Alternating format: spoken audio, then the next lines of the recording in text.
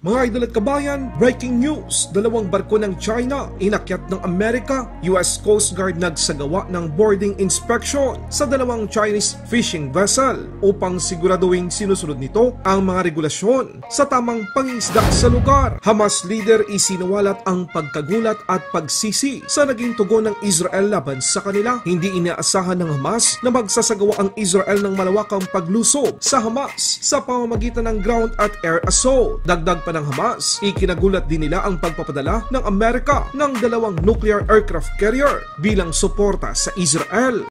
يتوقع أنه يكون هناك حرب عالمية بمعنى أمريكا وألمانيا وبريطانيا وفرنسا وإيطاليا وإسبانيا كلهم يشحذوا جيوشهم وتتحمل أكبر حاملتي طائرات لأمريكا إلى البحر المتوسط. Bilang patunay ng lakas ng Israel, isa pang mataas na opisyal ng Hezbollah tumba matapos tamaan ng missile mula sa Hermes 450 unmanned aerial vehicle ng Israel Air Force. Philippine Navy ipinakita ang bagong armas na inilagay nito sa AW-159 Wildcat helicopter. Nagpakitang gilas din ang Philippine Navy AW-159 helicopter ng isang aerobatic moves na ikinabilib ng mga netizens. Aktual na video, panoorin.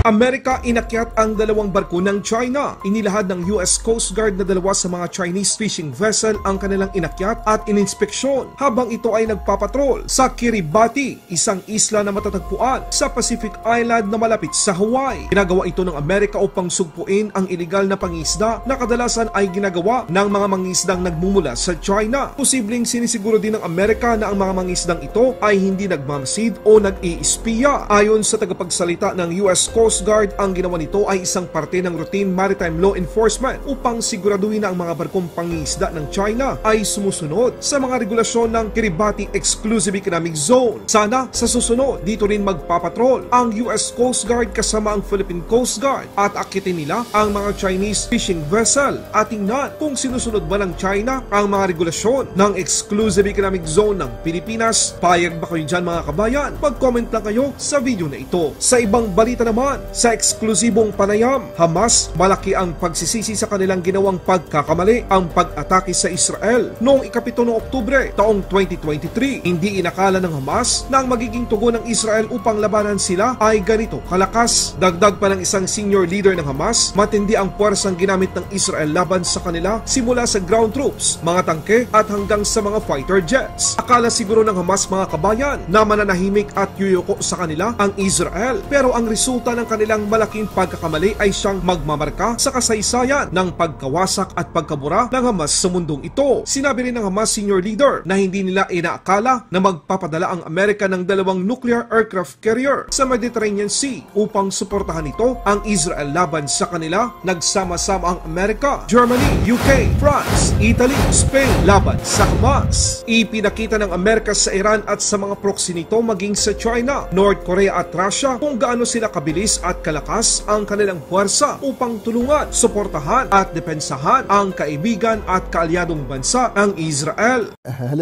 الكتائب يعني هذه حينما قامت به في 7 من أكتوبر كانت لديها تصورات أو تصور ما عن تبعات هذا الهجوم؟ شوف، احنا تبعات هذا الهجوم بالتأكيد يعني ما أحد كان يتوقع في العالم كله إنه يكون بهذه الوحشية ولا بهذا الشكل من المخالف لكل القوانين والأعراف الدولية وكل المواثيق الدولية.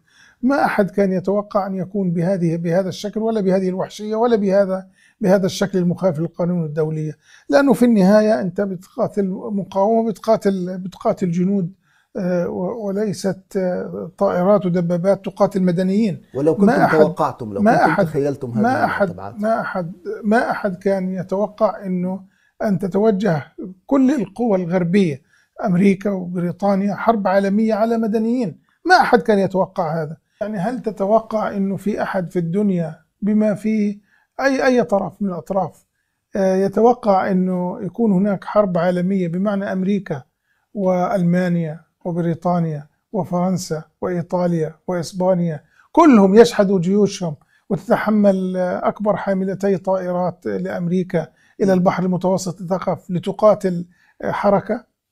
أي منطق هذا؟ كان أحد يتوقع أن أمريكا والغرب كله يجتمع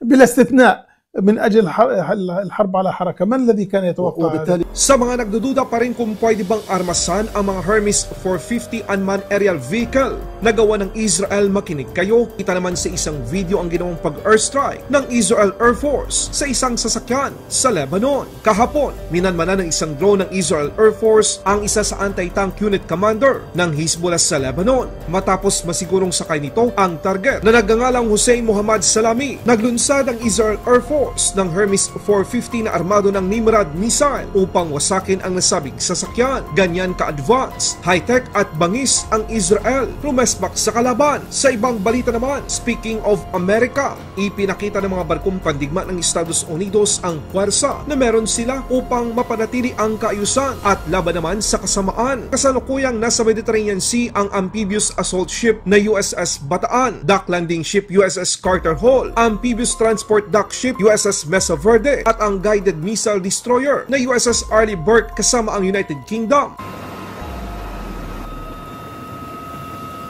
Balitang Pilipinas naman tayo mga kabayan dahil sa Armed Forces of the Philippines Modernization Program. Mas lumalakas pa talaga ang Pilipinas. Armed Forces of the Philippines Western Command ipinakita ang bago nitong anti-submarine helicopter. Hindi lamang ito armado ng anti-submarine torpedo. Ngayon, nilagyan pa ito ng karagdagang armas tulad ng .50 caliber heavy machine gun. Isa na namang dagdag puwersa para sa hukbong dagat ng Pilipinas. Sa mga nagdududa sa mga kakayahan ng bagong helicopter na ito ng Philippine Navy, panoorin nyo ang ginawang aerobatics move ng mismong AW-159 Wildcat ng Philippine Navy na siguradong mapapabilib kayo.